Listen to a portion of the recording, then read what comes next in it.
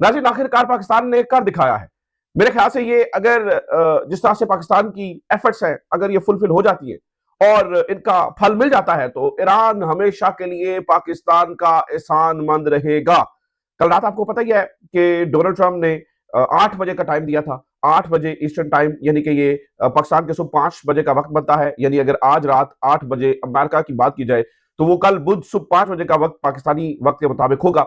उस टाइम तक टाइम दिया था कि अगर तब तक जो है वो डील हो गई तो वाह पला, नहीं तो फिर ऐसी की तैसी फिर देंगे और हम सिविलियन इंफ्रास्ट्रक्चर को, पावर प्लांट्स को, ग्रिड स्टेशन को, गैस फैसिलिटीज को, ऑयल फैसिलिटीज को, इन सब को तबाह बर्बाद कर देंगे और ईरान को जो है वो स्टोन एजेस में भेज देंगे।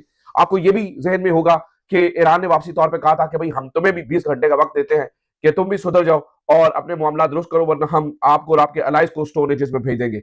मामलात इस हद तक आ गए कि बात महीनों से चलकर हफ्तों, हफ्तों से चलकर घंटों, यानी दिनों और दिनों से चलकर घंटों तक आ गई है। और पाकिस्तान ने 2 दफा ये एफर्ट्स करने की कोशिश की कि मामलात को सुलझाया जा सके, चीजों को बेहतर तरफ ले जाया जा सके, लेकिन आज इन दोनों दफा ये मामलात हल नहीं हो सके। अब आज की सबसे बड़ी खबर, इस वक्त की सबसे बड़ी खबर यह है कि नाज़रीन, ये मामलात हल होने के करीब आ चुके हैं। मैं न्यूज ऑफ द आवर आपको बता रहा हूं कि इस वक्त पाकिस्तान ने एक बहुत बड़ा वाइटल किरदार अदा किया है। मैं मिसाल देता हूं, ये खबर मेरे सामने पड़ी है। ये पाकिस्तान के अंदर मौजूद जो है ना वो ईरानियन एम्बेसडर है, जो कि तमाम टॉक्स के डायरेक्टली यानी कि जो जो सारी बातचीत को एंकर कर रहे हैं और जो यहाँ पे मौजूद हैं, जो directly face of the Iranian government and Pakistan, जिनसे पाकिस्तान डायरेक्टली बातचीत कर रहा है और आगे सारा ये चेन चल रही है। रजा अमीरी मुकदम रजा अमीरी मुकदम ये कहते हैं, Pakistan positive and productive endeavours in goodwill and good offers to stop war is approaching a critical sensitive stage. तो ये सब कुछ जो कुछ हो रहा है वो कहते हैं क्रिटिकल और सेंसिटिव स्टेज पे पहुंच रहा है।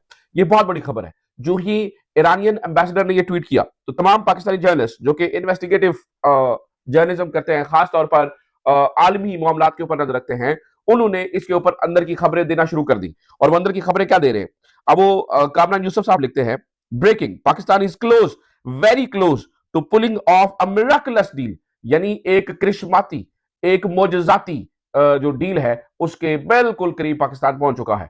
ऑब्वियसली पाकिस्तान हार नहीं मान रहा। डोनाल्ड ट्रंप ने भी रात को इस बारे में ये बताया कि जो खित्ते के दूसरे ममालिक हैं, बिलखुसूस जिनके ऊपर इसका असर पड़ेगा, वो इस डील को करवाने के लिए अपना किरदार अदा कर रहे हैं और उनमें पाकिस्तान नंबर 1 है। नाज़रीन, इससे पहले आपको ये याद होगा कि 2 नकाती बात हुई थी, यानी कि 2 स्टेप्स के अंदर बात चल रही थी। ये बात कही जा रही थी कि भाई आप 45 डेज का एक सीज फायर कर लें और उसके अंदर आप ऐसा कीजिए कि स्ट्रेट ऑफ हार्मोज को खोल दीजिए और 45 डेज के अंदर अंदर दोनों पार्टीज एक दूसरे के साथ मिलेंगी, बैठेंगी और जंग का मुकम्मल खात्मा होगा।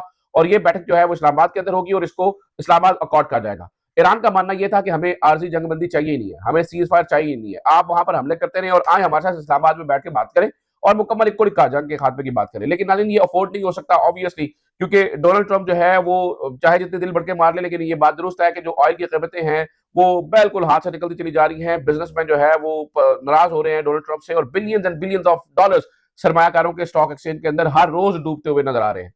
ऑब्वियसली परेशानी है। स्ट्रेट ऑफ हार्मुज खुलना बहुत जरूरी है। स्ट्रेट ऑफ हार्मुज जो कि जंग से पहले बिल्कुल खुली हुई थी, अब जंग का सारा नुक्ता, सारा पॉइंट जो है वो स्ट्रेट ऑफ हार्मुज के ऊपर आन पड़ा है, आन गुजरा है। अच्छा, सिर्फ यही नहीं है, कामरान यूसुफ नहीं है, बल्कि और बहुत सारे लोग, जैसे ये इhtisham हक कहते हैं, a major breakthrough is expected following Pakistan's effort over the past 48 hours. Sources in the mediation capital say Pakistan has established contact with the key decision makers. A positive outcome is expected. एक बहुत ही अच्छी खबर कुछ ही देर में आ सकती है, अगर अल्लाह करे सारी चीजें जो है वो ठीक ठाक गई। अच्छा, ये डेविड पाइन जो है वो मेरे सामने, इनका भी ट्वीट पड़ा है, इन्होंने भी इस बारे में लिखा है। वो कह रहे हैं जी, Iran has finally delivered its official 10-point peace proposal. It is much more reasonable because it drops Iran's demand for a US military withdrawal from the Persian Gulf and its demand for repression. अच्छा, ये इस बात को समझिएगा, Iran जो है वो एक बहुत बड़े मुतालबे से पीछे हट गया। ईरान का ये मुतालबा कि भाई आप पूरे वस्ती एशिया, यानी ये सॉरी वेस्ट एशिया से निकल जाइए, पूरे जो है वो मशरक वस्ता से, मिडल ईस्ट से निकल जाइए। ईरान इस डिमांड से पीछे हट गया और ईरान जो है वो एक कदम उसका पीछे हटा है और ईरान जो है वो इस बारे में यकीनी तौर पर अब ये डिमांड नहीं कर रहा कि अमेरिका इस पूरे इलाके से निकल जाए, लेकिन उसकी कुछ डिमांड बड़ी वाज़ेह है। नंबर 1, स्टेट ऑफ हार्मुज के ऊपर ईरान का जो है वो हक माना जाए। Number 2, security. नंबर 3, तमाम जगहों के ऊपर हमलों का फौरी रोकना।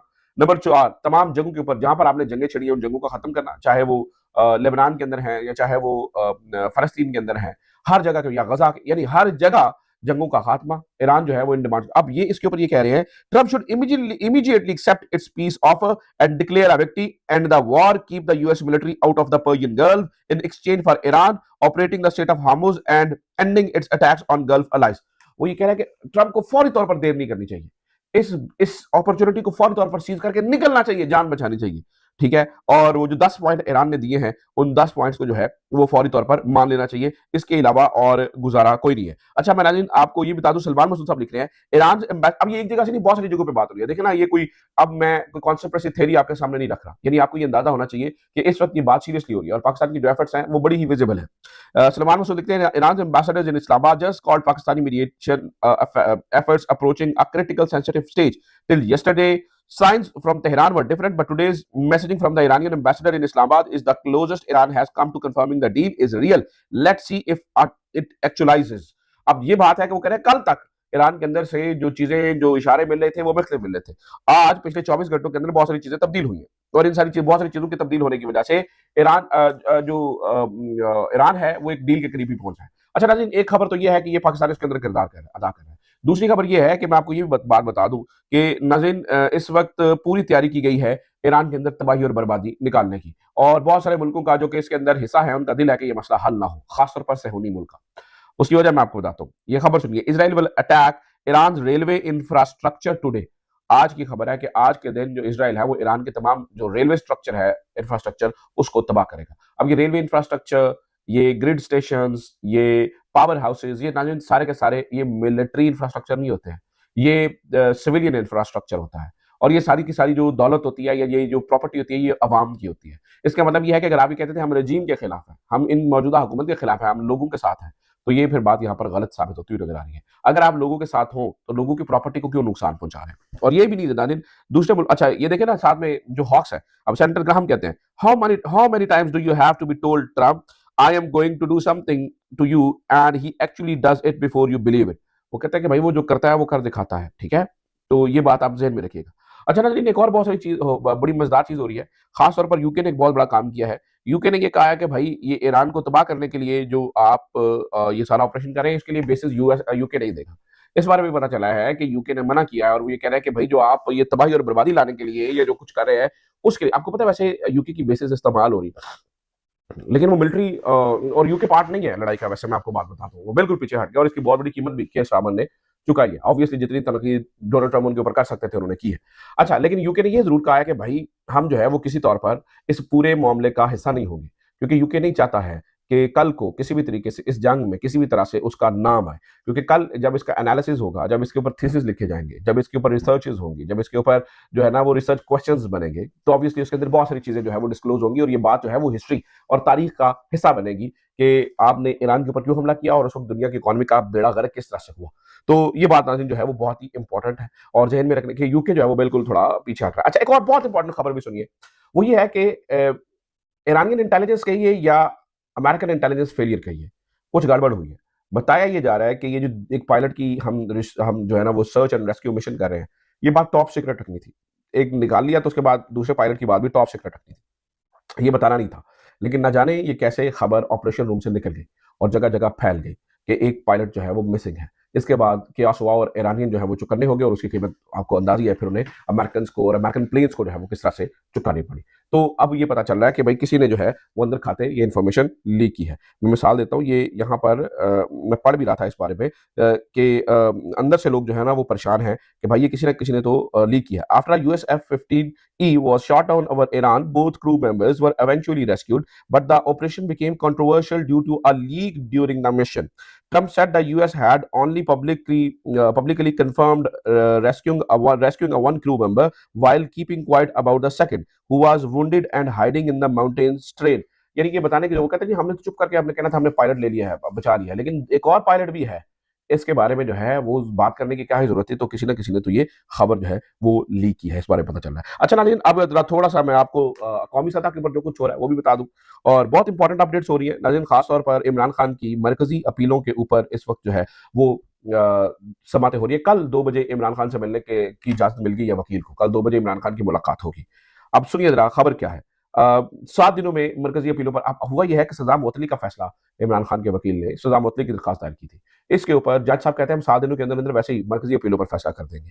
वो कहते हैं 7 दिनों में मरकजी अपीलों पर फैसला कर देंगे। Chief justice Sarfaraz Dogar Islamabad high court में इमरान खान और बुशरा बीबी की अल-कादरी ट्रस्ट केस में सजाओं के खिलाफ अपीलों के समाअत के दौरान चीफ जस्टिस सरफराज डोगर के बेंच ने दरखास्त गुजार के वकील बैरिस्टर सलमान सफदर को इमरान खान से मुलाकात करवाने का हुक्म जारी कर दिया और मरकजी अपीलें जुमेरात को समाअत के लिए मुकर्रर कर दी। बैरिस्टर सलमान सफदर ने कहा इमरान खान से मुलाकात में ही उनकी हिदायत मिलेंगी कि दलाइल मरकजी अपीलों पर देने हैं या सजा मुअत्तली की दरखास्तों पर। अदालत ने इमरान खान और बुशरा बीबी की सजाओं के खिलाफ मरकजी अपीलें समाअत के लिए जुमेरात को मुकर्रर कर दी। बैरिस्टर सलमान सफदर ने कहा कि वो फौरी तौर पर सजाओं की मुअत्तली पर दलाइल देना चाहेंगे। एक खातून को दी गई सजा के मामले पर सजा मुअत्तली पर दलाइल की मुखालफत क्यों कर रहे हैं? चीफ जस्टिस सरफराज डोगर ने कहा कि 7 दिन में हम मरकजी अपीलों पर फैसला कर देंगे। तो सूरत हाल यहाँ पर भी बड़ी ही मजेदार और दिलचस्प हो रही है। एक हफ्ते के अंदर अगर तो ये इमरान खान के खिलाफ फैसला देते हैं तो ये जो कि नामुमकिन में से है क्योंकि इमरान खान के खिलाफ कोई भी जुर्म जो है वो साबित नहीं हुआ है। और अगर ऐसा नहीं है तो अगले एक हफ्ते के अंदर अंदर 7 दिनों के अंदर अंदर हम ये हमें पता चलेगा कि इमरान खान के खिलाफ जो सबसे बड़ा केस है जिसके अंदर इमरान खान को जेल में रखा हुआ है वो खत्म हो गया, तो क्या इमरान खान को बाहर आने की इजाजत मिलेगी?